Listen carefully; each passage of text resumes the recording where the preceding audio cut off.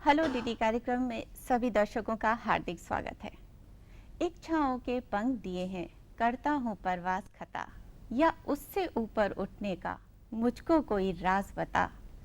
सबके मन को ठंडक पहुँचे ऐसी वाणी दे मौला, दिल को मिले सुकून मुझे वह कहने का अंदाज बता। एक शख्स एक आवाज़ ऐसी है जिसमें ज़िंदगी के मुख्तलिफ रंग झिलमिलाते हैं, जिनकी आवाज़ दिल को सुकून देती है। तो ऐसी ही एक आवाज़, एक शख्स से हम आपकी मुलाकात करवाते हैं। इनका नाम है अमीन सयानी जी। तो आइए इनसे मिलते हैं। अमीन जी, कार्यक्रम में आपका स्वागत है। भाई मुझे भी बहुत खुशी है कि यहाँ मैं आया हूँ, लेकिन जो आपने कहा उसमें थोड़ी सी गड़बड़ें थी।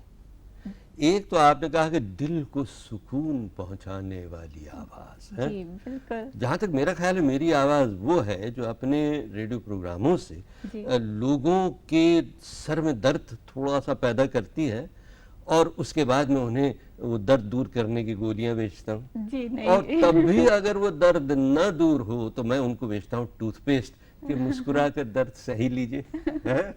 अमीन जी, आपको नहीं पता इस जादू के बारे में कि आवाज़ आपकी सुनकर लोगों के दिलों को कितना सुकून पहुंचता है। भाई वो सुकून पहुंचे पर पहले एक छोटी सी बात और बता दूं मेरे नाम के बारे में। हाँ, आपने जो सयानी कहा, मैं सयानी नहीं, मैं सयाना हूँ, मगर नाम है सायानी। सायानी, अमीन सायानी। मुझे आप अमीन भाई कहिए या अमीन अंकल कहिए। नहीं, अमीन अंकल मत कीजिए, अमीन भाई कहिए। तो दर्शकों, इन्होंने 54,000 से भी ज़्यादा प्रोग्राम दिए हैं और 19,000 से भी ज़्यादा स्पोर्ट्स सिंगल्स दिए हैं। इसीलिए इनका नाम लिम्का बुक ऑफ रिकॉर्ड्स में दर्ज है। इसके अलावा इन्होंने मीडिया डेवलपमेंट, एडवर्टाइजिंग और मार्केटिंग में भी काफ़ी काम किया है। आप देख रहे हैं हेलो डीडी, जिसमें हम आपकी मुलाकात करवा रहे हैं अमीन सयानी जी से। तो अमीन जी, हमें बताइए, क्या आपने 7 साल की छोटी उम्र से ही बोलना शुरू कर दिया था? तो इसके पीछे आपकी प्रेरणा कौन रहे थे? बोलना तो मैंने बचपन से किया था। सबसे पहला जुमला जो मुझे बहुत याद था और सब लोग मुझे छेड़ा करते थे उसके बारे में, मैं हमेशा कहता था कि यार ये फेयर नहीं है, ये बात सही नहीं है, क्योंकि मुझे उस ज़माने में बहुत ये ख्याल था कि हर चीज़ सही होनी चाहिए है। वो हम लोग उस ज़माने के बहुत थे जब देश की आज़ादी का आंदोलन चल रहा था और गांधी जी, नेहरू, पटेल, आज़ाद, ये सब हमारे नेता थे जिनके करीब भी मुझे आने का मौका मिला। वो कभी बताऊंगा आपको। तो ये सत्य सही बात हो तो ये फेयर नहीं है, ये मेरा बहुत फेवरेट जुमला था। तो ये बोला ज़्यादा करता था मैं। मगर हाँ, रेडियो पर बोलना मैंने 7 साल की उम्र में शुरू किया और मेरे बड़े भाई हमीद जो थे वो बहुत मशहूर ब्रॉडकास्टर थे अंग्रेज़ी में, और अंग्रेज़ी ही में उन्होंने मुझे ऑल इंडिया रेडियो स्टेशन पर ले जाना शुरू किया। और वहाँ बहुत सारी छोटी छोटी चीज़ें करवाई, यानी कभी बड़े लोगों के प्ले में एक छोटे से बच्चे का रोल करा देना या कहीं चिल्ड्रंस प्रोग्राम में हिस्सा लेना। तो इस किस्म के बहुत सारे प्रोग्राम किए और करते करते धीरे धीरे कॉलेज का ज़माना भी आया, तो तब भी बहुत सारे ड्रामे और फीचर्स और कंपेयरिंग ये वो अंग्रेज़ी में किया करता था मैं। तो इस तरह से मेरी इब्तिदा हुई अंग्रेज़ी में। अब आप पूछेंगी कि अंग्रेज़ी से हिंदुस्तानी में कैसे हुए? ये मैं बाद में पूछूंगी, पहले फ़ोन ले लेती हूँ। शैला का फ़ोन है औरंगाबाद से। क्या नाम बताया? शैला। Shaila, hello hello. शैला शर्मा रही हैं। Hello hello. हाँ जी, बोलिए। हाँ, गुड मॉर्निंग। Good morning. अब मेरी तरफ से भी गुड मॉर्निंग। हाँ, अमित जी के साथ बात करना चाहती हूँ। हाँ जी, बोलिए। अपना सवाल कीजिए। हाँ, आपका जो प्रोग्राम हम लोग सुनते थे बिना का गीतमाला, वो हमें बहुत ही अच्छा लगता था। अच्छा। हाँ, और हमें ये सवाल पूछना है कि वो जो आवाज को आपका सुनने में जितना अच्छा लगता है, वो आपको गॉड गिफ्ट है या आपने उसके पीछे कोई मेहनत की है? पहले तो मैं इतना बता दूं कि वो शुरू में कई वर्षों तक 1952 से लेकर 1983 तक उस प्रोग्राम का नाम जो था वो बिना का गीतमाला था। फिर वो सिबाका गीतमाला बन गया, और उसके बाद वो बन गया कोलगेट सिबाका गीतमाला। अभी एक दो हफ्तों पहले तक, वो 2 साल से चल रहा था प्रोग्राम कोलगेट सिबाका गीतमाला विविध भारती के 29 स्टेशनों पर। तो अब तक जो आप वो प्रोग्राम सुनती रही थी पहले और अब सुन रही हैं, तो वो वही गीतमाला प्रोग्राम है।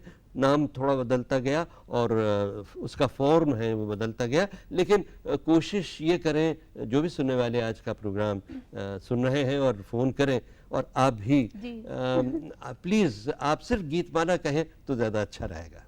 अच्छा, आपने कहा कि ये आवाज़ गॉड गिफ्ट है या खुद पाई, तो भाई राज की बात बताऊं, मेरी आवाज़ कभी अच्छी थी ही नहीं। मैं तो बस जो सोचता हूँ, जो समझता हूँ, जो थोड़ी बहुत सूझबूझ है मुझ में, जो दिल की बात है वो मैं कहता हूँ। कोशिश यही रहती है कि दिल की बात दिल से दिल तक पहुँचे, और यही मेरी अब तक कामयाबी जो भी थोड़ी बहुत है उसका राज है। अमीन भाई, आपने बताया गीतमाला के बारे में, तो ये काफ़ी लंबा चला था ये प्रोग्राम, और बहुत आज लंबा। भी चल रहा है। तो मतलब तब से लेकर आज तक ये प्रोग्राम चल रहा है, तो इसमें कोई चेंजेस आए अब? हाँ, शुरू में देखिए 2-3 चेंजेस आए, जो मोटे मोटे चेंजेस मैं बताता हूँ। सबसे पहला चेंज ये था कि शुरू में ये आध घंटे का प्रोग्राम था रेडियो सिलोन पर, जी। और उसमें वो काउंटडाउन नहीं था, हिट परेड नहीं था। ये हम 7 गाने अच्छे अच्छे चुनकर बजाया करते थे, जी। और उसमें एक प्राइज़ होता था। अच्छा।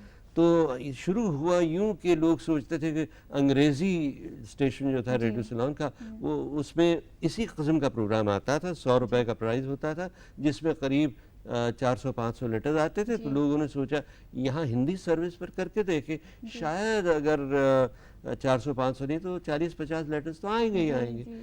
तो सबसे कम पैसों में मुझे 25 रुपए फी हफ्ता वो प्रोग्राम करना पड़ा। उसमें कहा गया था कि आप प्रोड्यूस भी करेंगे, लिखेंगे भी, बोलेंगे भी, और लेटर्स जो आएंगे वो सॉर्ट भी करेंगे। 40-50 लेटर्स में क्या बड़ी बात। तो मैंने कहा हाँ जी, मुझे तो बस करना है, मैं करूँगा ज़रूर। तो पहला ही प्रोग्राम जो किया हमीद भाई ने, जो मुझे अंग्रेज़ी में सिखाया था, वो सारा हिंदुस्तानी में ढाल कर हमने उसको खूब ज़ोरों में स्क्रिप्ट बनाई, और सुबह 4 बजे उठकर काम करते थे उस पर। अब जब पहला ही प्रोग्राम हुआ तो कितने लेटर्स आए मालूम है? जी, कितने? अंदाजा था कि 40-50 आएंगे। हाँ। 9000 लेटर आए अरे वाह! पहले ही प्रोग्राम में। और साहब ये प्रोग्राम चल पड़ा। उसके बाद एक साल तक इतने लेटर्स आने लगे, हफ्ते में 60,000 65,000। तो फिर क्लाइंट ने भी सोचा, हम लोगों ने भी सोचा कि लेटर्स इतने आते हैं कि दफ्तर में बैठने की जगह नहीं है, तो बेटर ये होगा कि हम कट करें कंपटीशन, उसको 1 घंटे का हिट परेड प्रोग्राम बना दें, जिसमें संगीत सीढ़ी हो और गाने ऊपर चढ़ें और नीचे उतरें पायदानों पर। तो ये हमने फिर उसको बनाया 1954 से। फिर 1980 करीब 1994 तक वो चलता रहा। सिलोन पर चला 89-88 तक, उसके बाद विविध भारती पर भी चलता रहा, और उसके बाद कुछ अरसा बीच में बंद हो गया था, और अभी 2 साल पहले फिर शुरू हो गया था। अमीन भाई, हमारे पास फ़ोन है अहमदनगर से इरफान शेख का। हेलो हेलो, अमीन साइनी साहब। हाँ इरफान भाई। मैं आपका बहुत बड़ा फैन हूँ सर। अच्छा, उठते बैठते सोते जाते सिर्फ आप ही की नकल करता रहता हूँ क्या बात। सर। तो मैं आपसे सवाल आप ही की आवाज में पूछ लेता हूँ। अरे मेरी आवाज में? तो सर ये ब्रॉडकास्टिंग क्या है भाई? ये आपकी आवाज कभी ये ब्रॉडकास्टिंग आधी आधी आ रही है आवाज। ब्रॉडकास्टिंग में हाँ। आपके कौन कौन से कार्यक्रम आ रहे हैं? अच्छा, कौन कौन से कार्यक्रम आते हैं? सबसे पहले मैं बता दूं इरफान कि ये जो स्टाइल था ना, इसकी वजह थी हैं? इसकी वजह ये थी कि हमारा जो स्टूडियो उस ज़माने में था, सेंट ज़ेवियर्स कॉलेज के टेक्निकल इंस्टीट्यूट का ट्रेनिंग स्टूडियो था, जहां हमारे रेडियो सिलोन के प्रोग्राम रिकॉर्ड होते थे। तो वहां बाहर स्टूडेंट्स का बड़ा शोर होता था, और कॉलेज था ना, मैं भी उसी कॉलेज में एक स्टूडेंट था। तो रिकॉर्डिस्ट हमारे कहते थे कि देखो बाहर बहुत शोर हो रहा है, तो मैं ये फेडर जो है जो कम रखता हूँ, तुम ज़रा चिल्लाओ। तो उस तरह चिल्लाते चिल्लाते ये स्टाइल चल पड़ा, और उसके बाद चलता रहा। तो इरफान, जो जिस स्टाइल की तुम नकल करते हो उस स्टाइल में अब मैं नहीं बोलता, लेकिन दुनिया भर में करीब 200 रेडियो स्टेशनों के अनाउंसर इसी स्टाइल में बोलते हैं, और जब मैं सुनता हूँ तो मैं कहता हूँ अरे बाप रे, क्या मैं ऐसा बोला करता था। तो उन्हें सुन सुन कर मैंने स्टाइल अपना बदल दिया। अब तो यूँ बोलता हूँ जैसे आप हों, मैं हूँ, आपस में सरगोशियाँ हो रही हों, प्यार की बातें हो रही हों, तो उसमें चिल्ला चिल्ली की ज़रूरत नहीं है। प्यार से बात करो इरफान, अब से स्टाइल बदल दो। अगला फोन है हमारे पास संजीव का, मुंबई से। Hello hello hello. हेलो। अमीन जी।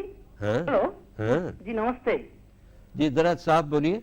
हाँ जी। हाँ। मैं नमस्ते कर रहा हूँ। मैं, अच्छा भाई, मैं भी नमस्ते कर रहा हूँ भाई।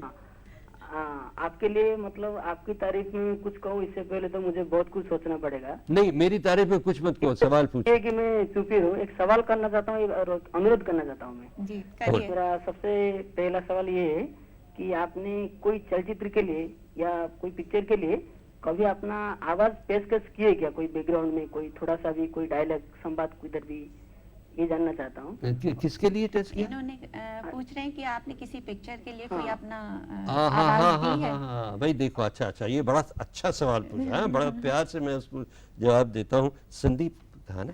जी हाँ, संजीव। तो संजीव भाई, ऐसा है कि मैं जब स्कूल में था, कॉलेज में था, तो मैं सोचता था कि मैं बहुत बड़ा एक्टर बन जाऊंगा, और साहब मुझे बहुत शौक था कि मैं स्टेज पर तो काम करता ही था, बहुत ज़बरदस्त काम करता था। ज़बरदस्त मैं कह रहा हूँ, पता नहीं लोगों को कैसा लगता था, मगर मुझे बड़ा मज़ा आता था। तो साहब वो मैं सोचता था कि स्टेज क्या चीज़ है, मैं तो फिल्म स्टार बनना चाहता हूँ। तो दिलीप कुमार की तरह मैं ज़रा बाल बढ़ाकर और ज़रा झूम झाम कर उन्हीं के स्टाइल में बोलने की कोशिश करता था, और राज कपूर के स्टाइल में ज़रा पैंट ऊंची करके मैं घूमता फिरता था चार्ली चैपलिन की तरह। तो मगर कोई मुझे रोल नहीं देता था। आखिरकार जब लोग आने लगे मेरे पास, तो या तो वो मुझे अनाउंसर का रोल दें या तो फिर विलन का रोल दें। मैंने कहा मैं हीरो बनना चाहता हूँ, विलन नहीं बनना चाहता, ना कॉमेडियन बनना चाहता हूँ, नहीं तो मैं नहीं करूँगा काम। तो कहने लगा अच्छा चलो भाई अनाउंसर बन के आओ। तो 2-4 फिल्मों में मैंने अनाउंसर का काम किया। अगर आप देखें तो शायद आपको वो अमीन सायानी, एक नौजवान जो हुआ करता था किसी ज़माने में, वो नज़र आ जाए। एक सबसे पहली फिल्म थी भूत बंगला। भूत बंगला में 2 गाने थे, एक महमूद ने स्क्रीन पर गाया था, एक तनुजा ने गाया था, और दोनों में मैंने अनाउंसिंग की थी, और सूट वूट लगाकर काफ़ी। और उसके अलावा भी 2-3 ये दिल किसको दूं, और ऐसे 2-3 फिल्में आई, जिनी और जॉनी, इनमें मैं अनाउंसर के रूप में स्क्रीन पर आया। बस उसके बाद किसी ने मुझे एंट्री नहीं लेने दी फिल्मी दुनिया में, तो मैं सीधा साधा अनाउंसर ही रहा आपके सामने। अमीन भाई, अगला फोन है गौतम का, अलीबाग से। गौतम। हेलो। हाँ हेलो। हाँ जी गौतम, बोलिए। अमीन साहब, हाँ गौतम बिंगाड़े अलीबाग से बोल रहा हूँ। बोलिए बोलिए, बहुत अच्छी जगह है, मैं गया नहीं लेकिन सुना है बड़ी खूबसूरत जगह है, बोलिए। हाँ, आप आइए एक बार। मैं आऊंगा जरूर। हाँ, उसमें अभी सबसे आपको कहना ये था हाँ कि हम एकदम छोटे थे, 8-9 साल के थे, हाँ। तब से आपका प्रोग्राम बिना का गीत माला, अब कितने साल के हैं आप? वॉल वाले, अब कितने साल के? हम सुनते आए थे, अच्छा और तब से आपके हम बहुत बड़े चाहने वाले हैं। अच्छा अच्छा। और लेकिन अभी इतने साल के बाद भी आपकी आवाज में जरा भी फर्क नहीं आया है। जैसे उस जमाने में हम छोटे थे तभी आपका आवाज जितनी जवान थी उतनी जवान आज भी है।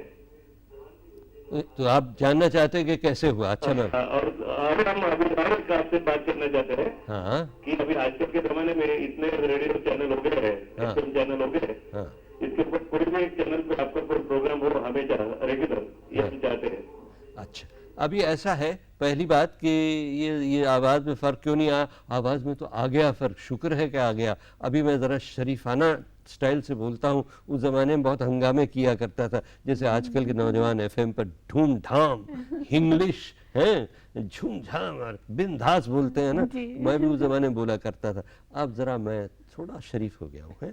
लेकिन प्रोग्राम मेरे कौन से आते हैं देखो, एक तो गीतमाला जो कि 29 सिटीज़ पर आया करता था। अभी 2 हफ्तों पहले कुछ सर्विस टैक्स के मामले में थोड़ी सी कन्फ्यूजन है, तो उसके बारे में फिर शुरू हो जाएगा जल्दी, मेरा ख्याल है। उसके अलावा एक प्रोग्राम नया एफएम पर शुरू हुआ है, रेड एफएम पर 93.5। इस प्रोग्राम में जो कि हर सैटरडे को माफ कीजिए हर संडे को रात के 8 से 10 बजे आता है रेड एफएम पर संडे को। इसमें मेरे पास जो ख़जाना है इंटरव्यूज़ का वो मैं पेश करता हूँ एडिट कर करके। बहुत खूबसूरत प्रोग्राम है, म्यूज़िक डायरेक्टर्स, लिरिक राइटर्स और सिंगर्स का प्रोग्राम आता है, 2 घंटे का। नाम है उसका संगीत के सितारों की महफिल। लेकिन ये सिर्फ बम्बई और कलकत्ता और दिल्ली में सुनाई देगा हर रविवार की रात 8 से 10। बाकी शहरों में पता नहीं कब आएगा, एफएम वहाँ आता है तो सुनाई देगा। और बाकी छोटे मोटे प्रोग्राम ऑल इंडिया रेडियो पर, दूरदर्शन पर, जैसे आज का प्रोग्राम है, ये चलता रहता है, लेकिन ख़ास प्रोग्राम वो है। हाँ, हिंदुस्तान के बाहर मेरे बहुत सारे प्रोग्राम रहे, जैसे कि यूएई में बहुत सारे प्रोग्राम रहे, बीबीसी लंदन में बहुत सारे प्रोग्राम रहे, बीबीसी का जो एथनिक रेडियो नेटवर्क है जो अलग अलग शहरों में इंग्लैंड के जाता है, वहाँ प्रोग्राम किए मैंने।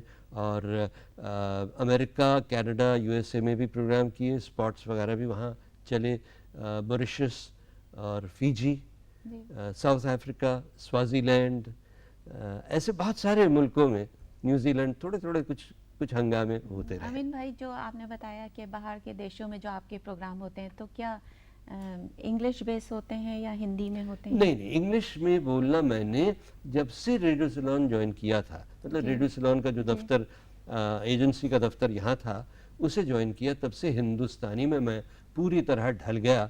उसके बाद अंग्रेजी प्रोग्राम सिर्फ एक किया था जिसका नाम था बॉर्नवीटा क्विज कॉन्टेस्ट। हमारे बड़े भाई उसे किया करते थे, 75 में उनका इंतकाल हो गया और मुझे वो प्रोग्राम संभालना पड़ा। तो कई वर्षों के बाद फिर मैं लौटकर हिंदुस्तानी से अंग्रेजी में आया था और 8 साल वो प्रोग्राम किया विविध भारती पर। लेकिन उसके अलावा सारा का सारा जो मेरा ब्रॉडकास्टिंग है हिंदुस्तानी में रहा है। हाँ, बीबीसी वर्ल्ड सर्विस के लिए एक सीरीज मैंने म्यूजिक पर, इंडियन म्यूजिक पर अंग्रेजी में ज़रूर की थी, introducing Indian film music to the English speaking world. बस ये इतना किया, बाकी सारा का सारा हिंदुस्तानी। दर्शकों से एक रिक्वेस्ट है कि जब वो हमसे बात करते हैं तो अपना टीवी का वॉल्यूम थोड़ा सा कम कर दें, जिससे कि हम आवाज़ आपकी साफ सुन सकें। इस समय हमारे पास फ़ोन है संतोष का, पुणे से। Hello hello hello. हाँ जी, बोलिए। नमस्ते जी। नमस्ते संतोष। मैं पुणे से बोल रहा हूँ, शिरूर से। अच्छा। नागराज ग्राम है हमारा इधर। हाँ। शिरूर तहसील में। हाँ। तो मैं आपसे एक सवाल पूछना चाहता था अमीन जी। हाँ, बोलिए। आपको मराठी समझते हैं? मराठी वाला ये पण जास्ती नाही, थोड़ा थोड़ा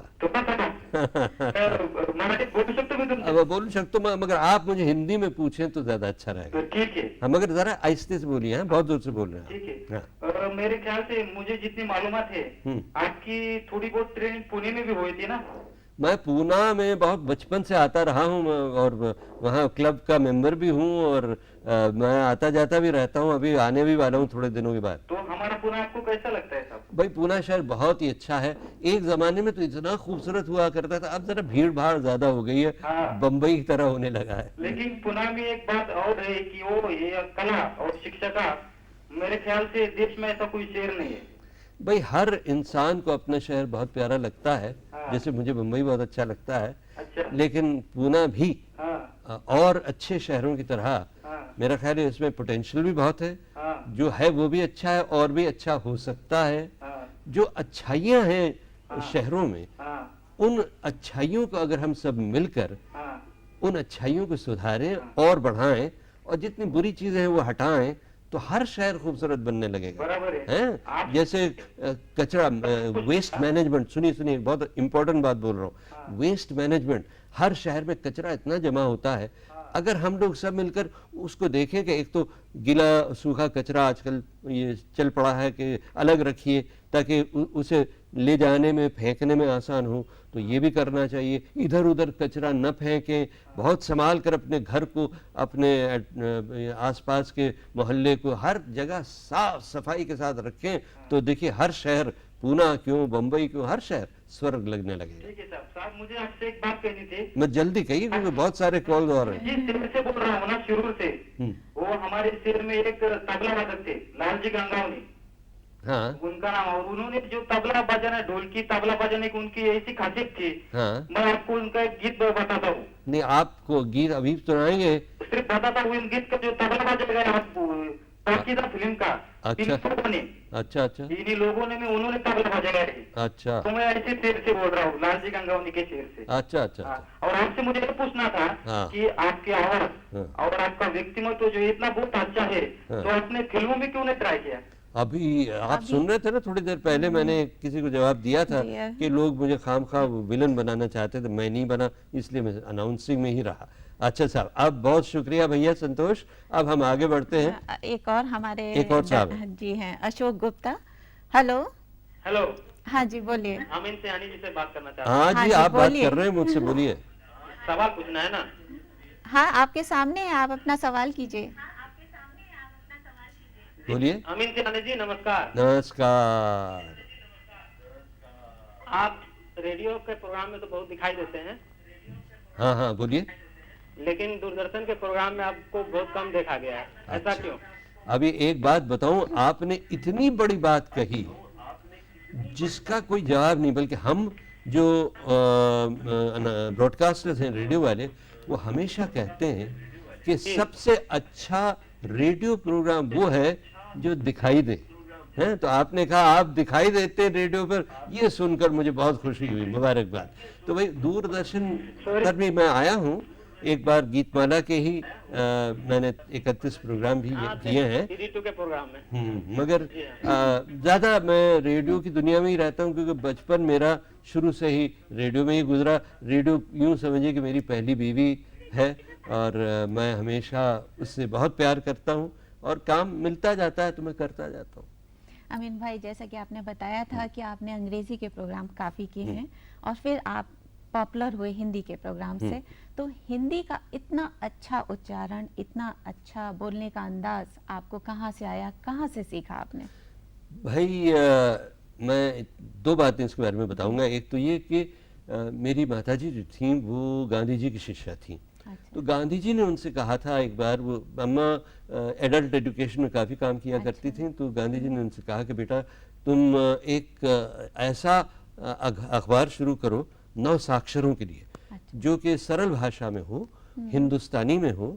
तो हिंदुस्तानी वो बनाना चाहते राष्ट्रभाषा, फिर वो हिंदी बन गई। खैर, हिंदुस्तानी बड़ी आसान भाषा है जिसमें तमाम भाषाएं आके सम्मिलित हों, और वो उन्होंने कहा कि बेटा तुम 3 लिपियों में इसको शाया करो, उर्दू लिपि, देवनागरी यानी हिंदी लिपि, और गुजराती लिपि। तो ये हमारे घर में एडिट भी होता था, पब्लिश भी होता था, और छपता भी था। अच्छा। तो मैंने इसमें एक प्यून की तरह शुरू किया काम, और धीरे धीरे भाषा भी सीखता गया, लेकिन लिखित रूप की भाषा सीखता गया, क्योंकि मेरी जो तालीम हुई थी ज़्यादातर शिक्षा वो सारी गुजराती और अंग्रेज़ी में हुई थी। हिंदी मैंने लिखना पढ़ना, सरल हिंदी उर्दू मैंने इस तरह सीखना शुरू किया, लेकिन बोलने में मेरे गुजराती भी आती थी, मराठी भी आती थी, अंग्रेज़ी भी आती थी, और थोड़ी बहुत पंजाबी और बंगाली भी आ जाती थी। तो मैं बिल्कुल खिचड़ी भाषा बोला करता था, बम्बई का रहने वाला था। तो अब फिर जब हिंदी प्रोग्रामों में, रेडियो सलोन में बोलने का ज़रा सा मौका मिला, तो मैं बहुत घबराया कि यार मैंने उर्दू नहीं सीखी और हिंदी नहीं सीखी, मैं इस मैदान में कदम कैसे रखूँगा। लेकिन इतने में उसी अखबार के ज़रिए, जिसका नाम था रहबर यानी पथ निर्देशक, रहबर के ज़रिए मुझे कबीर दास जी का एक दोहा पढ़ने को मिला, और वो दोहा था कि पोथी पढ़ी पढ़ी जग भूयो, पंडित भयो न कोय, ढाई आखर प्रेम का पढ़े सो पंडित होए। मैंने कहा यार पढ़ाई वढ़ाई तो कुछ नहीं की, पोथियाँ तो नहीं पढ़ी हिंदी उर्दू की, लेकिन प्यार बहुत है अपने दिल में, चलो कूद पढ़ो तुम। फिर इस तरह से धीरे धीरे बोलते बोलते मैंने हिंदी बोलना और उर्दू बोलना और लिखना पढ़ना शुरू किया। अमीन भाई, जबकि आपकी हिंदी की भाषा में किसी दूसरी भाषा का पुट नहीं मिलता, बिल्कुल लगता है शुद्ध हिंदी आप बोल रहे हैं। अगला फोन है अहमदाबाद से जिग्नेश का। हेलो जिग्नेश। हेलो। नमस्कार अमीन सर। हाँ जी, बोलिए। अमीन सर नमस्कार। नमस्कार भाई। कैसे हैं आप? मैं बहुत जोरों में हूँ, आप कैसे हैं? बड़ा कंफर्ट है आपकी आपकी आवाज सुन के बहुत ही सुकून मिलता है साहब आजकल। अच्छा, विविध भारती से आपकी आवाज सुनते हैं। अरे वाह वाह। पहले आपको सुनना पड़ता था रेडियो सिलोन से, हाँ हाँ, जो काफी मुश्किल वाली बात थी हमारे लिए। अच्छा, आजकल काफी अच्छा है, विविध भारती को सुन पाते हैं। हाँ हाँ, हमारी माता जी जो अभी 50 साल की हो चुकी है, वो भी आपकी बड़ी फैन है। अरे वाह वाह। भाई मेरे प्रोग्रामों में देखो जिग्नेश, बात ये है कि मैं हमेशा कोशिश ये करता था हाँ जी, कि बड़े और छोटे हमेशा साथ मिलकर हमारे प्रोग्राम का मजा लें, क्योंकि मेरे ख्याल से फैमिली हमारे देश की सबसे बड़ी चीज़ है, परिवार। उस परिवार में एकता ज़रूर होनी चाहिए, क्योंकि मैंने हमेशा देखा कि जो जो हम नौजवान थे तो सोचते थे कि यार ये बड़े बूढ़े क्या जानते हैं, हम ज़्यादा जानते हैं। और ज़रा हम बड़े हुए तो हमसे छोटे जो थे, छोटे भाई बहन तो खैर मैं नहीं, मैं सबसे छोटा भाई था, मेरे जो कज़न वगैरह थे मुझसे छोटे, वो कहते हैं ये क्या जाने, हम ज़्यादा जानते हैं। और फिर वो जब बड़े हुए, उनके बच्चे हुए, मेरा बेटा हुआ, तो इत्तेफाक से मेरा बेटा मेरी तरह काफ़ी मुहज़्ज़िब है, अच्छा शरीफ लड़का है, मगर उसने भी सोचा होगा कि यार डैडी जो है वो कभी कभी पागलों की तरह बात करते हैं। तो हमेशा मैंने सोचा कि ये जनरेशन जो गैप है ना, दादी दादा, माँ बाप, बेटा बेटी, और फिर उनके बच्चे, बहू घर में आना, इन सब में एक छोटा सा प्यार भरा अगर रिश्ता हो तो कितनी अच्छी बात है? क्योंकि हम सबको साथ मिलकर काम करना है। जैसे देश के तमाम लोगों को, सभी धर्म वालों को, सभी जातियों वालों को साथ मिलकर इस देश को अच्छा खुशहाल बनाना है, उसी तरह हम हर परिवार को सुखी अगर बनाना है, अच्छा समृद्ध बनाना है, जोरदार बनाना है, और साथ में मज़े भी लेना है, तो प्यार होना चाहिए, समझना चाहिए एक दूसरे को, बातें करनी चाहिए एक दूसरे को। हर कम्युनिकेटर जो बहुत सारे लोगों से बात करता है वो अपने परिवार में ज़रा खामोश रहता है। तो मैंने ये एहसास था मुझे कि मैं परिवार में चाहे खामोश रहूं या न रहूं, मैं बाहर जब रेडियो पर बोलूं ऐसा लगे कि सब लोग मेरे साथ बातचीत कर रहे हैं और सब सुने। तो ये छोटे बड़े बहुत सब सुना करते, तो इसलिए इनकी अम्मा जो 50 साल की हैं उनको भी शायद अच्छा लगता है मेरा प्रोग्राम सुनना। जी अमीन भाई, अगला हमारे पास फोन है गुजरात से मयूर नायक का। हेलो, कहाँ से है ये? गुजरात से। मैं गुजरात के किस शहर से? हेलो, कचौली। आवाज की दुनिया के जादूगर अमित सयानी जी, आपको मेरा नमस्कार। अरे बाप रे। हाँ, अच्छा जी, नमस्कार।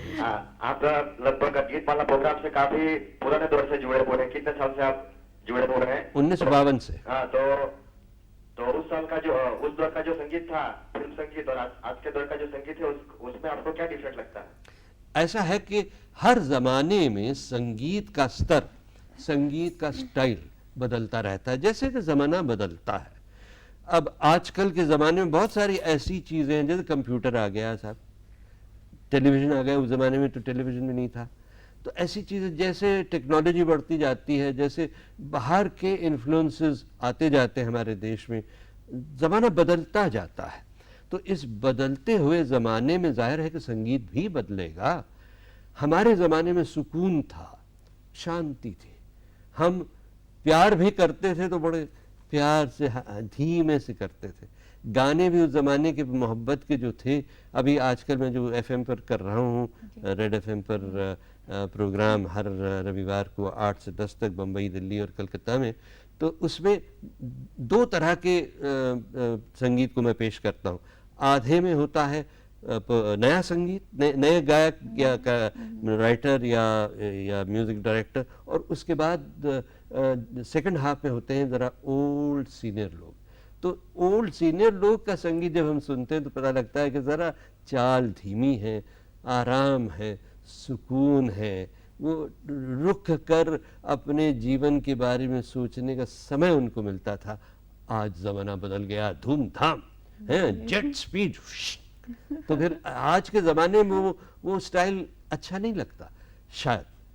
लेकिन मैं कोशिश ये करता हूँ कि हर इंसान, चाहे वो नौजवान हो या बच्चा हो या बालिग हो, प्रौढ़ हो या बूढ़ा हो, या मेरी तरह मतलब थोड़ा उम्र में बड़ा हुआ, बाल सफ़ेद, तो सब के दिल में एक ख्याल ये हो कि जीवन जो है और संगीत जो है ये एक धारा है, उसे विचारधारा कहिए या सुर धारा कहिए या जीवन धारा कहिए, जो भी कहिए, वो जमाने के किनारों से लगकर आगे बढ़ता है। वो नदी जो है, वो धारा जो है वो बढ़ रही है आगे।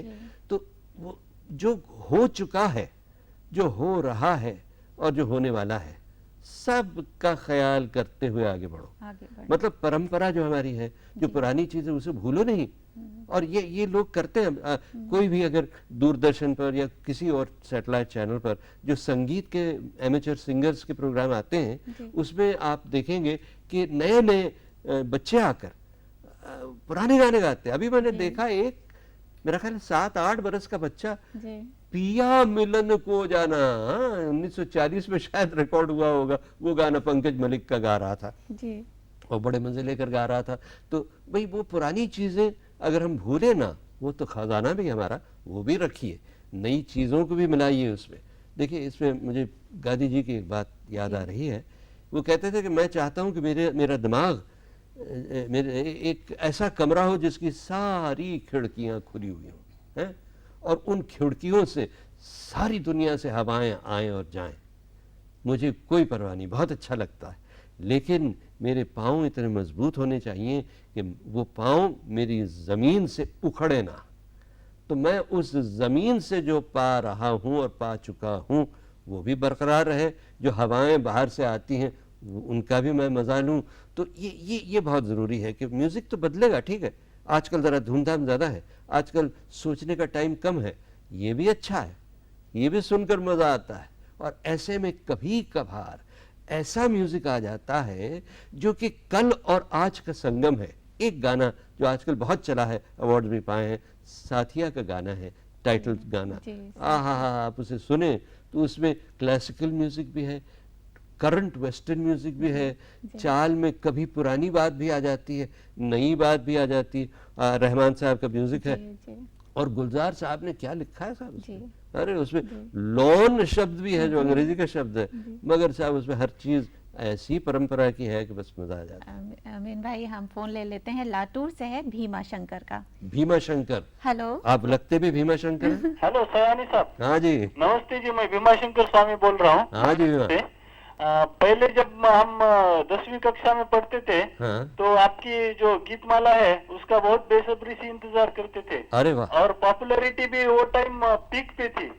अभी जो रिसेंटली 2 साल पहले शुरू हुआ, तो पहले का जो ग्लोरियस टाइम है वो अभी पॉपुलैरिटी के हिसाब से नहीं दिखता है। तो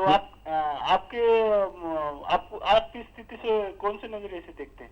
मैं, ऐसा है, उस जमाने में क्या हुआ था कि जब रेडियो सिलोन शुरू किया था मैंने, गीतमाला का ये काउंटडाउन प्रोग्राम, हिट परेड शुरू हुआ था, उस जमाने पर में ऑल इंडिया रेडियो में फिल्मी गाने नहीं बजते थे शुरू में, और टेलीविजन तो था ही नहीं। तो एक ही माध्यम था फिल्मी गीतों का, और वो था रेडियो सिलोन, सबसे ज्यादा पॉपुलर माध्यम। तो एक ही स्टेशन से हम सारा एशिया भी कवर करते थे, और अफ्रीका के ईस्टर्न कोस्ट तक भी प्रोग्राम पहुंचता था।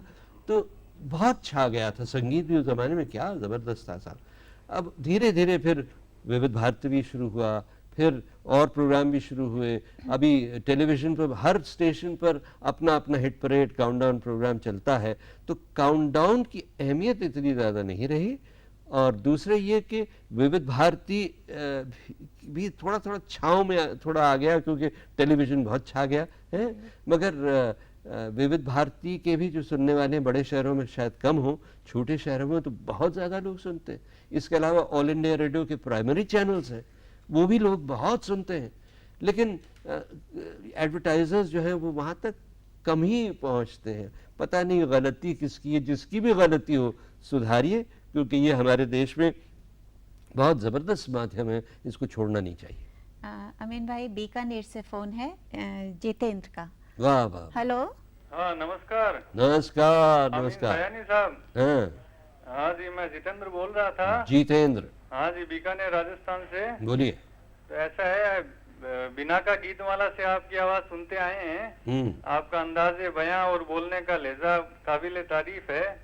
अब आप नवयुवकों को ये बताइए कि इस विषय में प्रैक्टिस करते समय कैसे क्या करना चाहिए, एंकरिंग करनी है या ब्रॉडकास्टर बनना है तो उसके लिए कैसे प्रैक्टिस करना चाहिए और अच्छा, अगर आप बिना का सुना करते थे, फिर सिवा का गीत माला सुनना शुरू किया और अब कोलगेट सिवा का गीत माला सुन रहे हैं या सुना करते थे, तो आपको मेरी आवाज़ सुनकर ये पता लगा होगा हाँ जी, कि 2-3 चीज़ें इसमें बहुत इम्पोर्टेंट हैं। हाँ जी, जैसे एक तो बोलते हुए हाँ जी, अगर आप स्क्रिप्ट ना ही इस्तेमाल करें तो बहुत अच्छा है। अच्छा, रेडियो की बात कर रहा हूँ, हाँ जी, टेलीविजन पर तो स्क्रिप्ट होती नहीं, सामने आता रहता है। मगर अगर स्क्रिप्ट के साथ भी बोले तो कभी लगना नहीं चाहिए कि आप स्क्रिप्ट से बोल रहे हैं। अच्छा जी, जहां तक हो सके तैयारी पूरी कीजिए और फिर बिना स्क्रिप्ट के बोलने की कोशिश कीजिए।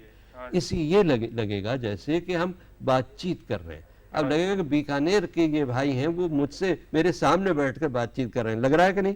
बिल्कुल लग रहा है। हाँ, तो भाई ये बात लगनी चाहिए कि आप एक आदमी के लिए बोले या 40 करोड़ के लिए बोले, लगे कि एक ही आदमी से बात कर रहे हैं। और साहब फिर उसमें जो मजा है, हाँ दूसरी बात ये है, जो भी बोले दिल से बोलिए। ये मैं पहले भी कह चुका हूँ, दिल की बात दिल से दिल तक, दिल से बोलिए, सच बोलिए। अगर आप किसी टूथपेस्ट का बखान भी कर रहे हो या किसी फिल्म का बखान भी कर रहे हो या किसी दर्द की दवा का बखान कर रहे हो या साबुन का बखान कर रहे हो, तो देख लीजिए कि वो बखान झूठ तो नहीं लग रहा है, वो ऐसा बखान तो नहीं है, ऐसी तारीफ तो नहीं है जो आपकी खुद एक्सेप्ट नहीं करेंगे आप हैं। यहाँ तक पहुँचने के लिए एक दर्जा हासिल करना पड़ता है, अपने आप को बहुत मजबूत बनाना पड़ता है कि हम वो कोई बात नहीं करेंगे जो झूठी हो या ज़रूरत से ज़्यादा बढ़ा चढ़ा कर बोलें। हम बस हम मज़ा लेकर बोलें, थोड़ी सी लिबर्टी लें, लेकिन हर चीज़ अपने एक दायरे में, शराफत और सच के दायरे में रखकर उसको बोलें तो और अच्छा रहेगा। और जब तक आप मन में ये जो बोल रहे हैं उसके बारे में मन में विश्वास न करें, तब तक आप बोल नहीं पाएंगे। इसलिए बहुत ज़रूरी है कि आप दिल से बोलना सीखें, सच बोलना सीखें, अच्छी तरह से बोलना सीखें। जिस ज़बान में बोलने वाले हों उस ज़बान के बारे में थोड़ा सा सीख लें, बोल चाल की भाषा, लिखित भाषा नहीं, क्योंकि लिखित भाषा सुनने के लिए आपको समझने के लिए आपको शब्दकोश की जरूरत होती, दिल की भाषा वैसी समझ में आ जाती। अमीन भाई, इस समय अनिल डोगरे का फोन है नारायण गांव से। हेलो अमीन जी नमस्कार। नमस्कार अनिल। आपने मराठी भाषा में ब्रॉडकास्टिंग की है क्या? नहीं जी, मैंने बिल्कुल नहीं की है। अच्छा, आगे आप करेंगे? मैं अगर सीख लूं तो आप सिखाइए आकर बम्बई, तो मैं सीख लूंगा। धन्यवाद जी। अमीन भाई एक मिनट, आजकल मैं सिर्फ इतना कह पाता हूँ मराठी में कि अरे अरे आज माशी कुठे सीखली। अमीन भाई, जब प्रायोजित कार्यक्रमों की शुरुआत हुई थी तो उसकी शुरुआत आपके प्रोग्राम से हुई थी, तो वो पहला कौन सा प्रोग्राम था? ये बात जो तुम कर रही हो ना नीति, ये है विविध भारती की। विविध भारती के प्रोग्राम जब 1970 में शुरू हुए थे, स्पॉन्सर्ड प्रोग्राम, तो पहला प्रोग्राम मेरा था, सैरडॉन के साथी उसका नाम था। इसमें सितारे आते थे और अपने मशहूर साथियों के बारे में बोलते थे। बहुत खूबसूरत प्रोग्राम था, 4 वर्षों तक चला। उसके बाद तो आपने काफी हिट प्रोग्राम किए हैं, काफी सारे उस समय उसके बाद भी, और पहले सिलोन पर भी बहुत सारे प्रोग्राम किए। उसी में एक प्रोग्राम आपका था फिल्मी मुलाकात, जिसमें आप काफी फिल्म कलाकारों से भी मिलते थे। पहले वो फिल्मी मुकदमा था, अच्छा, उसके बाद फिल्मी मुलाकात हो गया, वो एस कुमार का प्रोग्राम था। इसमें कोई ऐसा आपका बेहतरीन प्रोग्राम जो आज भी उस आर्टिस्ट को आप याद करते हो? उसमें एक प्रोग्राम था जिसमें मुकदमा हमने नहीं चलाया था। अच्छा। हुआ ये था कि किशोर कुमार हमारे बड़े अच्छे दोस्त थे कॉलेज के ज़माने से। वो किसी वजह से, वो बहुत लंबी कहानी मैं यहाँ नहीं सुनाऊंगा, किसी वजह से वो मुझे, हालांकि अपनी फिल्म की पब्लिसिटी के लिए मेरे पास आते थे मेरे स्टूडियो में, लेकिन वरना टरका दिया करते थे। तो एक दिन क्या हुआ, एक बड़ी दुर्घटना हुई फिल्मी दुनिया में, संगीत की दुनिया में। दादा बर्मन का देहांत हो गया। और दादा बर्मन उनके बड़े प्रिय गायक थे, प्रिय संगीतकार थे, और दादा को बड़ा प्यार था किशोरदा से। तो किशोरदा जो बड़े अजीब से हड़बौंगी टाइप के बड़े मज़ेदार इंसान थे। उस दिन मैंने दादाजी के शव के पास उन्हें देखा, बड़े सीरियस, आंख में आंसू लिए बैठे थे। तो मैंने फिर चुपके से उनसे कहा, जब फ्यूनरल हो गया तो मैंने कहा किशोरदा आकर एक प्रोग्राम दीजिए आप बर्मन दादा पर। तो आकर उन्होंने बड़े गमज़दा एक अंदाज से, दुखी होकर बड़ा प्यारा सा प्रोग्राम दिया। और इतने प्यार से उन्होंने बताया किस तरह दादा से मिलते थे, साथ गाते थे, क्या क्या मजाक करते थे। और आखिर में कहा उन्होंने कि चले गए दादा, बर्मन दादा। और कुछ गाने भी उन्होंने सुनाए गम के अंदाज में, जो स्क्रीन पर उन्होंने बड़े धूमधाम से गाए थे। तो बहुत प्यारा प्रोग्राम था मेरा। इस समय रांची से हमारे पास फोन है नीलम का। रांची मैं गया हूँ, बहुत खूबसूरत शहर है। हाँ जी बोलिए। हेलो। नीलम। हेलो अमीन अंकल। हाँ बेटे। नमस्कार। नमस्कार बेटे। जी मैं आपकी बहुत बड़ी फैन हूँ। अच्छा। आपके सारे रेडियो प्रोग्राम्स में सुनती हूँ। अरे क्या। मुझे आपसे पूछना था कि क्या आप बचपन से ही आपके दिल में यही तमन्ना थी कि आप बड़े होकर उद्घोषक बनना चाहते हैं, या फिर आपकी कोई और लक्ष्य या तमन्ना थी? मैं वैसे बन तो बचपन से गया उद्घोषक, ब्रॉडकास्टर, लेकिन तमन्नाएं बहुत थी भी और अब भी हैं। एक तो एक्टर बनने की तमन्ना जो कभी पूरी नहीं हुई। एक मैं गायक बनना चाहता था। मैंने गाना सीखा भी है और क्वायर में स्कूल में गाया भी करता था मैं। लेकिन एक जब मेरी आवाज़ फटी ना, मैं नौजवान हुआ तो आवाज़ फटी, तो उसके बाद मैं गा ही नहीं पाया। इसलिए मैं बस सुनता रहा और लोगों को सुनवाता रहा संगीत। एक और मेरे मन में बहुत तमन्ना है कि मैं लीडर बनूं बहुत बड़ा, क्योंकि हमेशा सोचता हूँ भाई उन बड़े बड़े नेताओं के पास जाने का मौका मिला था मुझे, उनके कदमों में बैठने का मौका मिला था। आज़ादी की तहरीक में जब वो अंडरग्राउंड मूवमेंट चल रहा था ना 42 का, तो अरुण असफ अली, अच्युत पटवर्धन वगैरह बड़े बड़े जो अंडरग्राउंड लीडर्स थे अंडरग्राउंड मूवमेंट के, वो हमारे घर भी छुपते छुपाते आया करते थे और खाना खाया करते थे। तो ये बहुत मेरे दिल में यह है कि मैं भारत का एक बहुत बड़ा नेता बनूं। लेकिन अब क्या बताऊं, बस कभी कभी नेताओं के कपड़े पहन लेता हूँ। बाकी अनाउंसर में ही ठीक हूँ। इस समय मुंबई से फोन है वितेश का। हेलो। हाँ। हेलो। हाँ बोलिए। अमीन जी। जितेश बोलो। हेलो अमीन साहब। कैसे आप? मैं जोरों में हूँ, आप कैसे हैं? आपकी तबीयत ठीक है? मेरी तबीयत बिल्कुल ठीक है। अच्छा, आजकल आप क्या करते हैं? आजकल मैं बस बोल लेता हूँ अपने फैन से, जैसे आज बोल रहा हूँ आपसे। नहीं, लेकिन आप रेड एफएम पे आने वाले थे, तो कब से आने वाले? आने वाला था नहीं, आ गया हूँ 4 मई से। 4 मई से आज? हाँ, अभी संडे को। आप बॉम्बे से बोल रहे हैं ना? हाँ, बॉम्बे से बात कर रहा हूँ। 11 तारीख को यानी कल सुनिए मेरा दूसरा प्रोग्राम। अच्छा। हाँ, 8 से 10 तक रात को। और अमीन भाई, हम बात कर रहे थे आपके उसकी, जब आपकी जो ख्वाहिश थी कि आप नेता बनना चाहते थे या हीरो बनना चाहते, लेकिन इसके पीछे आप किसके अपना गुरु मानते हैं या किसे अपना आदर्श मानते थे? जहाँ तक एक्टिंग का सवाल है, एक्टिंग में भी हमीद भाई मेरे बहुत अच्छे क्योंकि आदमी सोचता कुछ है कि मैं बनूंगा ये, और बन कुछ और जाता है। तो हमीद भाई से मैंने बहुत कुछ सीखा। एक्टिंग भी सीखी, ब्रॉडकास्टिंग भी सीखी, स्टेज कंपेयरिंग भी सीखी। हाँ, आपने बताया कि स्टेज भी आपने काफी किया है। स्टेज पे ड्रामे भी किया, ड्रामों की में भी वो डायरेक्ट उन्होंने हमें बहुत किया। तो वो बड़े अच्छे डायरेक्टर भी थे, एक्टर भी थे। अच्छा। तो उनसे बहुत कुछ मैंने सीखा, प्रेरणा पाई। मैं ब्रॉडकास्टिंग में तो खैर जो भी मैंने पाया उन्हीं से पाया ज़्यादा। इसके अलावा जहाँ तक देश का ताल्लुक है तो फिर वो तो बहुत लंबी कहानी हो जाएगी कि माताजी भी, हमारे पिताजी भी, हमारे नाना और पर चाचा, ये सब मूवमेंट से जुड़े हुए थे आज़ादी के। अब मैं हमेशा सोचता था, क्योंकि मैंने ऐसे स्कूल में, ऐसे 2 स्कूलों में मैंने पढ़ाई की, एक तो न्यूयारा स्कूल बम्बई का और एक सिंधिया स्कूल ग्वालियर का। दोनों में ये तमाम धर्मों की इज्जत, तमाम धर्मों की का मिलन सम्मिलन था, और अच्छी अच्छी चीज़ें हमने हर धर्म की सीखी। और जो मेरे जीवन का आधार है वो है, एक तो कुरान शरीफ में जो आयत है अल्हम्दुलिल्लाह रब्बिल आलमीन, यानी तारीफ उस खुदा की जो कि सारी दुनिया का परवरदिगार है। तो रब्बिल आलमीन कहा है, यानी सारी सृष्टि का रब भगवान, ये नहीं कहा मुसलमानों का सिर्फ है।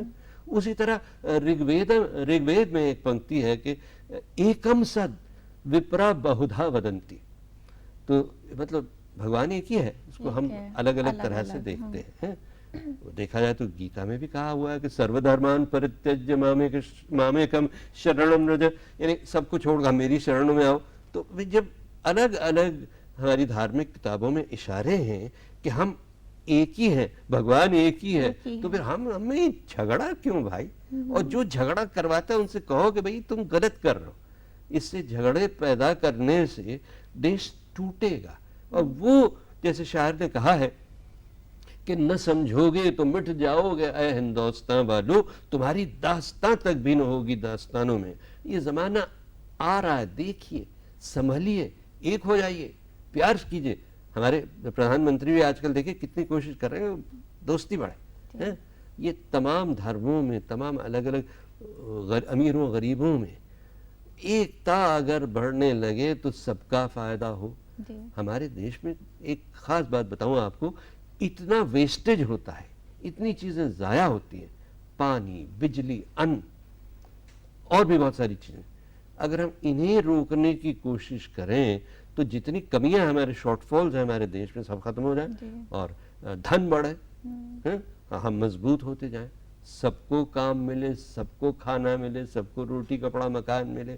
तो ये इसकी बजाय क्या होता है कि कुछ लोग अमीर बनते जाते हैं, कुछ लोग गरीब से गरीब होते जाते हैं, अनाज जमा होता है, सड़ता है और बेचारे गरीबों को खाना नहीं मिलता। ये गलत बात है सर। तो अभी कोशिश मैं कर रहा हूँ कि लीडर बनूं चाहे ना बनूं, लेकिन कुछ लोगों को एकत्रित जरूर कर रहा हूँ जो सोच रहे हैं अपने देश का दर्द जिनके दिल में अब तक है।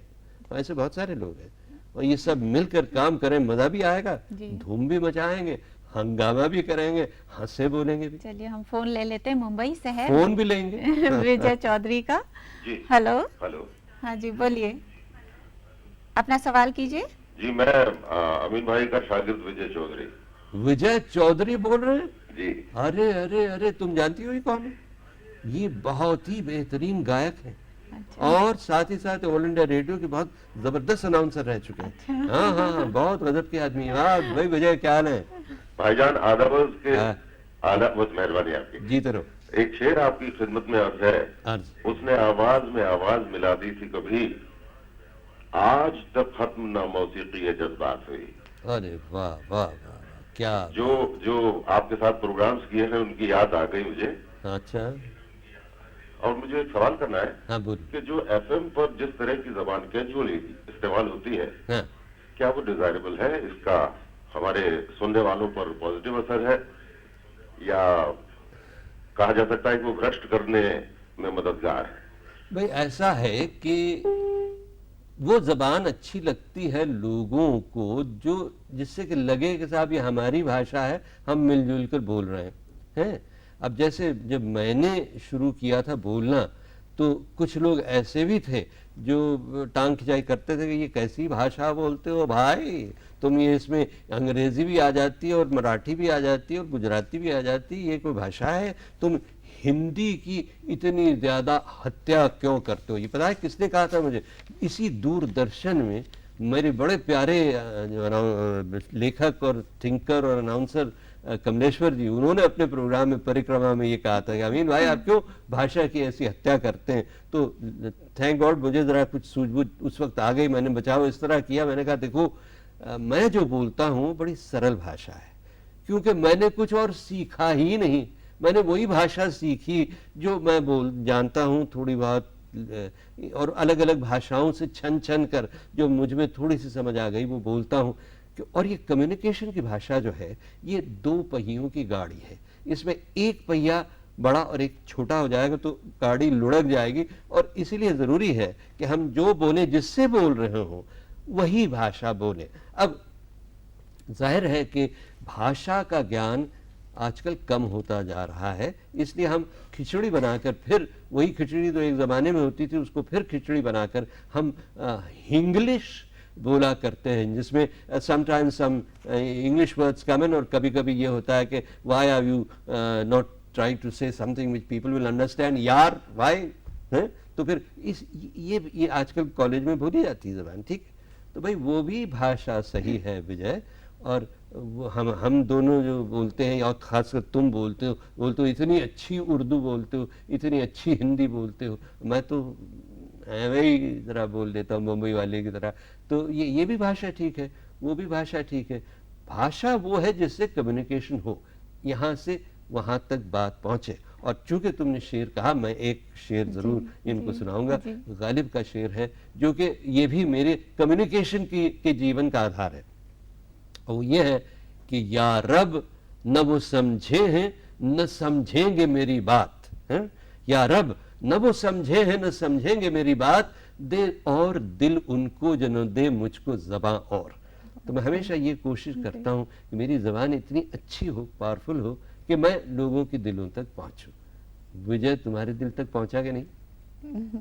वो सुन रहे होंगे इस समय। अच्छा। जी अमीन भाई, एक बात और हम आपसे जानना चाहेंगे कि जो आजकल रेडियो विविध भारती है या दूसरे एफएम है या दूसरे जो स्टेशन है, जो हमारे दूरदर्शन है या दूसरे चैनल्स हैं, तो इसमें किस तरह का बदलाव आना चाहिए, या जो चल रहा है वो सही चल रहा है? नहीं, जो चल रहा है वो बहुत सही नहीं चल रहा है। इसमें दो चीजें बहुत जरूरी हैं। एक तो यह है कि वैरायटी ज्यादा होनी चाहिए। अब जैसे एफएम के जितने स्टेशंस हैं, उनके सारे अनाउंसर लगते हैं एक ही तरह से बोल रहे हैं, गाने भी बज रहे हैं तो एक ही तरह के गाने बज रहे हैं। इसलिए मेरा प्रोग्राम जो एफएम पे शुरू हुआ है, उसमें लगता है कि यार चलो अलग तो है। हर इंसान, हर उद्घोषक, हर प्रेजेंटर अपना अपना एक स्टाइल रख सकता है या रख सकती है। हर एक के जीवन में जो जो चीजें आई हैं, वो शायर ने कहा है ना कि दुनिया ने तजुर्बात हवादिस की शक्ल में जो कुछ मुझे दिया है वो लौटा रहा हूं मैं। तो हम जो कुछ पाते हैं जिंदगी से, वो हमको देना चाहिए। जब तक हम देंगे नहीं अलग अलग स्टाइल से, अपने स्टाइल से, तब तक हम किसी की नकल करते रहेंगे, नकलची बन जाएंगे, फिर कोई हमें याद नहीं करेगा। एक तो ये जरूरी है। दूसरे प्रोग्रामों में भी ये विविधता आनी चाहिए, एक सरलता आनी चाहिए, एक मिठास आनी चाहिए, एक इनफॉर्मेलिटी भी आनी चाहिए जहां जहां जरूरी हो, ताकि लोग मजे लेकर सुने, इसमें इन्वॉल्व हो जाए। अमीन भाई, हमारा कार्यक्रम खत्म हो रहा है समय। अच्छा। हम आपका यहाँ स्टूडियो में आए, आपका बहुत बहुत धन्यवाद।